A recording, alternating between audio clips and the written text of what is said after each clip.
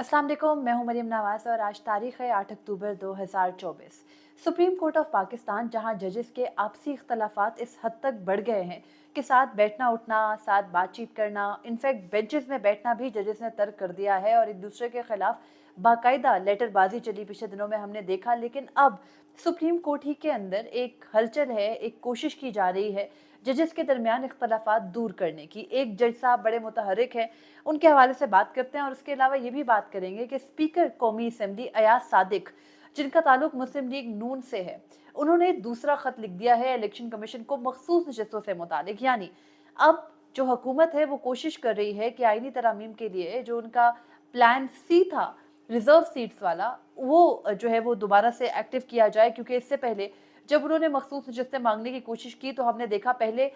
जो वजाहती बयान था सुप्रीम कोर्ट से, सॉरी वजाहती हुक्मनामा था, वो सामने आया और उसके बाद सुप्रीम कोर्ट का तफसीली फैसला सामने आया।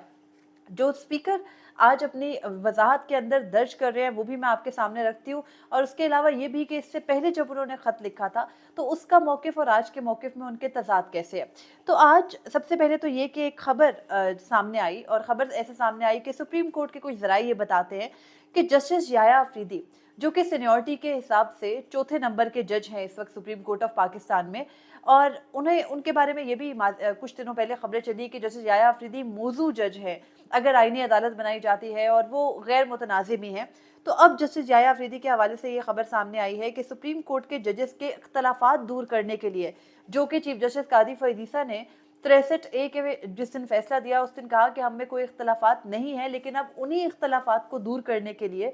सुप्रीम कोर्ट के सीनियर जज जस्टिस याया अफरीदी मुतहर्रिक हैं। वो जजेस के दरमियान तलखियां दूर करने की कोशिश कर रहे हैं, और ये भी जरा बताते हैं कि चीफ जस्टिस कादी फैज़ीसा ने जस्टिस याया अफरीदी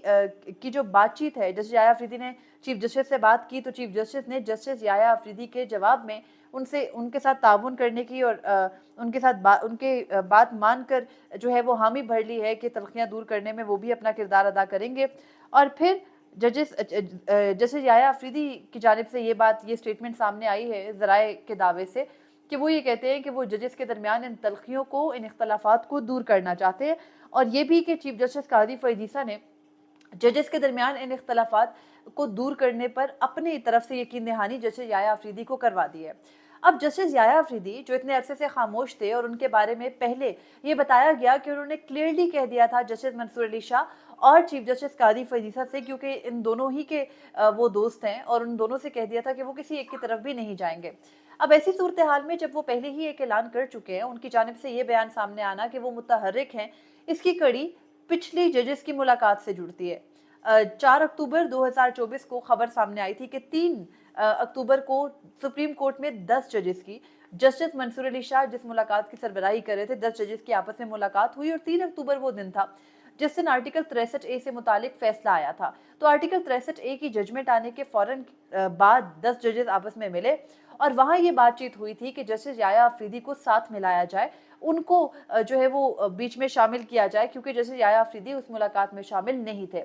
अब जस्टिस याया अफरीदी की जानिब से ये खबर सामने आना कि उन्होंने चीफ जस्टिस कादी फैज़ीसा से बात भी कर ली है, वो तलखियां भी दूर करना चाहते हैं। तो लगता यह है कि पहले जो इनिशिएशन है वो उन 10 जजेस की जानिब से की गई, उनकी जानिब से जस्टिस याया अफरीदी को अप्रोच किया गया। जस्टिस मंसूर अली शाह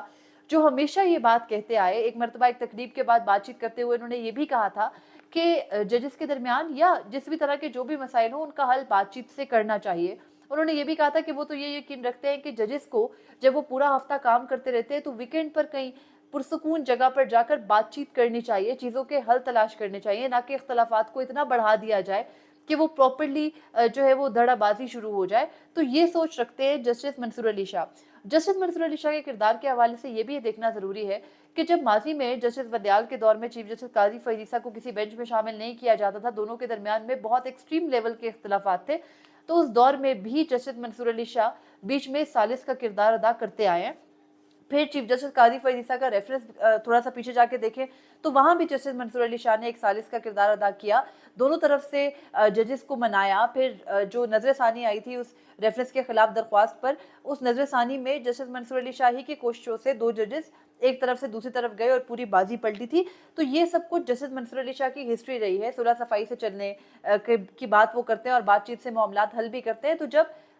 4-5 दिन पहले ये जजेस ये तय करके उठे कि जस्टिस याया अफरीदी को साथ मिलाया जाए, उनसे बात की जाए, और आज जस्टिस याया अफरीदी की जानिब से ये बयान सामने आए कि वो चीफ जस्टिस से मिल भी चुके हैं, बात भी कर चुके हैं, तो लगता यही है कि इनिशिएशन जस्टिस मंसूर अली शाह की जानिब से की गई है। खुशाइंद है, जजेस के दरमियान इख्तलाफात को हल होना चाहिए, लेकिन एक ऐसे वक्त पर जब चीफ जस्टिस कादी फैज़ ईसा के जाने में महज 17 दिन बाकी रह गए हैं और 17 दिन के बाद वो नहीं होंगे, जस्टिस मंसूर अली शाह चीफ बनेंगे, तो हर आने वाला चीफ ये चाहता है कि उसके दौर में पुरसुकून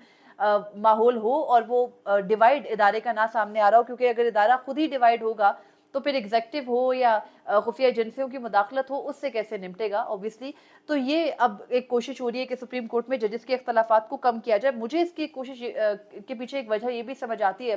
कि क्योंकि चीफ जस्टिस कादी फैज़ ईसा ने अब घर जाना है और उनके घर जाने से पहले सुप्रीम कोर्ट में भी मुख्तलिफ तकरीबात होनी है, जजेस की जानिब से भी होती हैं, तो जब इतने इख्तलाफात हैं वहाँ पर कोई जाने वाले चीफ जस्टिस के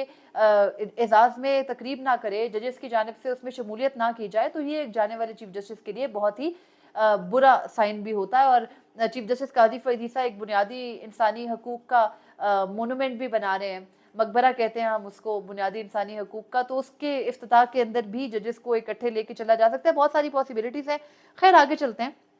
जजेस के दरमियान जो इख्तलाफात हैं उनको कम करने की कोशिश भी इस वक्त अहम है और करना भी ज़रूरी है, क्योंकि दिन अब ऐसे आ गए हैं कि जहाँ पर दोबारा एक नए चीफ जस्टिस ने इस मंशूर के साथ सामने आना है कि मेरे तो इदारे में कोई डिवाइड नहीं है। खैर अब ये कि